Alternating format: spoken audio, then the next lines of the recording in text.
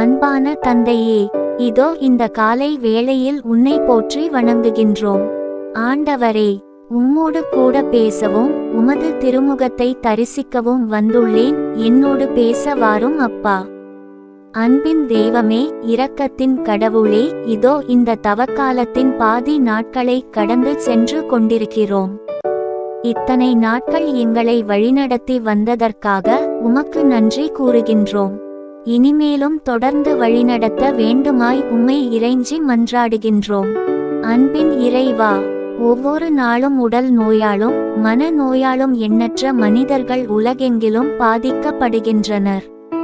குழந்தைகள், இளம் வயதினர், முதிர்ந்த வயதினர் என அனைவரையும் பாதிக்கும் இந்த நோய்களிலிருந்து எங்களுக்கு விடுதலை தாரும்.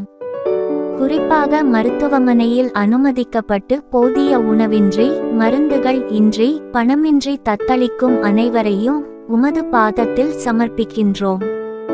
ஆண்டவரே, அவர்கள் விரைவில் குணமடைந்து உமக்கு நன்றி செலுத்த அவர்களுக்கு உதவி செய்யும் அப்பா. எங்களது சோதனை நேரத்தில், எங்களது துன்ப நேரத்தில் நாங்கள் உம்மை விட்டு விலகி சாத்தானிடம் சிக்கிக் கொள்ளாதவாறு எங்களுக்கு உதவி செய்யும் அப்பா.